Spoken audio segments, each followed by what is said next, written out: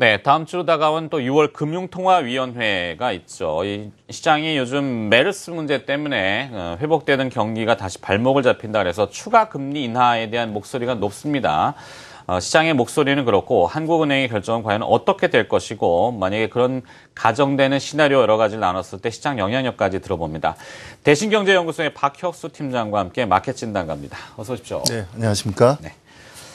자, 유로존의 디플레이션 우려 완화가 있었어요. 유로존은 좀 회복되는 모습이 나왔는데 이제 뭐 그리스 부채 문제 협상 때문에 지금 진행되고 있고요. 자, 유로존의 경기 의미 있는 변화가 나타난다고 볼 수 있는지 향후 ECB 유럽 중앙은행의 통화 정책 행보는 어떻게 예상을 하십니까? 일단 ECB 결론부터 말씀드리면 ECB는 그 성장과 인플레가 그 회복세가 지속되는 게 확인될 때까지 그 양적 완화를 지속하겠다는 입장을 계속 밝혔고요. 특히 이제 그 5월 달에 나타난 흐름들을 보면 양적 완화 효과들이 좀 조금씩 나타나고 있지 않느냐 이렇게 판단이 됩니다. 특히 이제 물가 같은 경우 지금 6개월 만에 플러스로 돌아서서 ECB가 올해 그 물가 상승률 목표치를 0%에서 0.3%로 상향 조정을 했습니다. 그리고 또 최근에 나온 경제 지표들 쪽이나 성장 측면에서 좀 그 긍정적인 시그널이 좀 나오고 있다. 이렇게 이해하시면 될 것 같습니다. 네. 유로존의 디플레이션 우려 완화에 미국 통화 정책 불확실성, 뭐 글로벌 채권 시장이 다시 들먹거리고 있습니다. 독일의 국채인 분트가 이제 시장에 관심을 제일 많이 받는 것 같습니다. 오히려 미국 국채보다. 글로벌 채권 시장에 버블이 붕괴될 것이라는 불안감까지 또 확산되고 있던데요. 추세적으로는 큰 변화의 바람이 좀 불어오는 것일까요? 일단 그 기본적으로 이해를 하셔야 될 부분이 지금 글로벌 채권 시장 강세가 2년 동안이 지속이 됐지 않습니까? 그런 과정에서 채권의 어떤 고평가 인식이 좀 심화가 됐다. 그게 어떤 그 조정의 이제 출발점으로 보시면 될 것 같고요. 그리고 이제 그 최근에 이제 그 금리가 또 이렇게 올랐던 가장 큰 이유는 그 유로존의 그 물가 상승률이 6개월 만에 이제 플러스로 돌아섰다는 점, 이제 이런 부분들이 그 금리 상승의 촉발이 됐다 이렇게 보시면 될 것 같습니다. 그래서 대부분 보시면 2년 동안 채권 시장 강세가 지속이 됐기 때문에 조정 흐름도 좀 더 이어지지 않겠느냐 이런 전망이 좀 우위를 보이고 있습니다. 따라서 좀 그 당분간 조정 흐름을 좀 그 염두에 두실 필요가 있고요. 다만 이제 그 금리의 상승 추세 지속 여부는 결국은 향후에 펀더멘탈이 개선이 지속되느냐 그게 관건이 될 수가 있는데 아직은 펀더멘탈의 그 지속성, 회복의 지속성은 확인이 되지 않았기 때문에 아직은 이제 추세 전환으로 판단하기는 좀 힘들지 않겠냐. 특히 이제 유로존의 양적 완화가 지속이 되고 있기 때문에 아직은 좀 더 추세 전환을 지켜볼 필요가 있다 이렇게 보시면 될 것 같습니다. 그렇죠. 뭐 경제 지표나 어떤 그런 트렌드적인 것이 한순간에 확 뒤바뀔 수는 없는 거니까요. 네네. 자, 이제 내부로 눈을 좀 돌려보겠습니다. 지속되는 수출 부진 얘기가 있고요. 그다음에 메르스라고 하는 이 특수한 악재까지 또 겹쳐서 회복 조짐을 좀 나타내려고 했던 경기가 다시 발목이 잡히는 건 아닌가. 그래서 그에 발맞춰서 경기를 회복시키는데 속도를 내려면은 한국은행의 다음 주 금융통화위원회에서 추가 금리 인하를 해야 된다. 이런 목소리가 계속 올라가고 있습니다. 네네. 하루가 다르게 올라가니까 그런 내용이 나오는데요. 추가 금리 인하의 가능성, 박혁수 팀장은 어떻게 보시나요?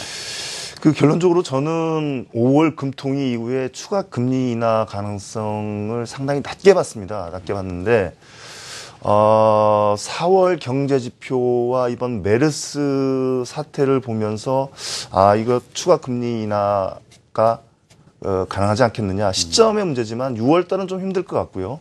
7월 달 정도에 가능하지 않겠냐 이렇게 보고 있습니다. 일단 기본적으로 가장 이렇게 생각하게 된 이유는 메르스 문제입니다. 그러니까 우리가 가장 기억하고 그 메르스와 비교될 수 있는 부분이 2002년 11월에서 2003년 7월 사이에 그 중국에서 발생했던 사스 사태. 이때 중국의 성장률이나 차트를 보시면 아시겠지만 중국의 성장률이나 소비나 급격히 감소했습니다. 이제 이런 영향들이 최근에 보면 메르스 사태 이후에 각종 모임들이 취소가 되고 여행이나 아니면 집단 모임들이 취소가 되는 상황들로 봐서는 결국은 좀 그 메르스 사태가 장기화될 경우에 소비 위축에 따라서 위축으로 진행될 가능성이 좀 있지 않겠느냐 생각이 되고요. 따라서 이렇게 되면 지금 그 최경환 부총리도 이야기를 했지만 2분기 1% 성장을 자신을 하고 있지만 사실 이렇게 소비가 이렇게 그 수출이 부진한데다 소비까지 이렇게 부진한 모습을 보이면 1% 성장이 좀 어려울 가능성이 있지 않겠느냐. 그렇게 되면 자연스럽게 정부의 하반기 경제 전망이나 7월에 발표되는 그 한은의 수정 경제 전망 이런 부분들도 하향 조정될 가능성이 좀 있다.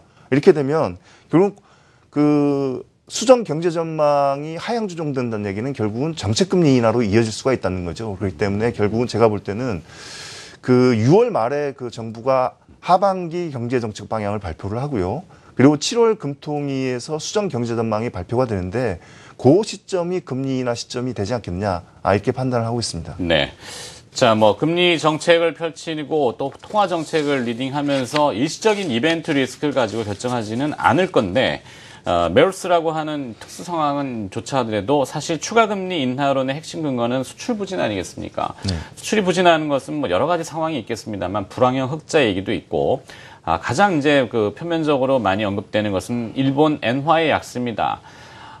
이건 또 사실은 구조적인 문제인데도 불구하고 구조적인 문제를 개선하려는 얘기보다는 나타나는 현상에 대해서는 이제 시장이 막 떠들지 않습니까? 네, 그렇습니다. 엔화 약세에 뭐 수출이 부담이 된다. 그러니까 금리 인하에서 우리도 원화 약세를 유도해야 된다. 이렇게 목소리들이 일부에서 나오고 있는데 자, 환율 흐름과 통화 정책의 연결고리는 어떻게 형성될 걸로 보십니까? 사실 이론적으로 보면 그 금리 조절을 통해서 결국은 금리가 조절된다는 얘기는 상대방 국가와 금리 차가 발생하기 때문에 자본 유출을 통해서 환율에 영향을 미치는 그러니까 만약에 금리를 인하를 할 경우에 그 나라의 통화는 타 통화에 비해서 약세를 보이는 그러니까 그 원달러 환율 같은 경우 우리나라 같은 경우 금리를 인하를 할 경우에 원달러 환율이 상승하는 그런 효과를 나타낼 수 있습니다. 그런데 사실 이런 부분들은 우리나라에 대해서는 과거에 이렇게 보면 그렇게 특별하게 나타나지 그러니까 그 정책 금리와 환율 간의 상관관계가 그렇게 높지는 않았었습니다. 그러니까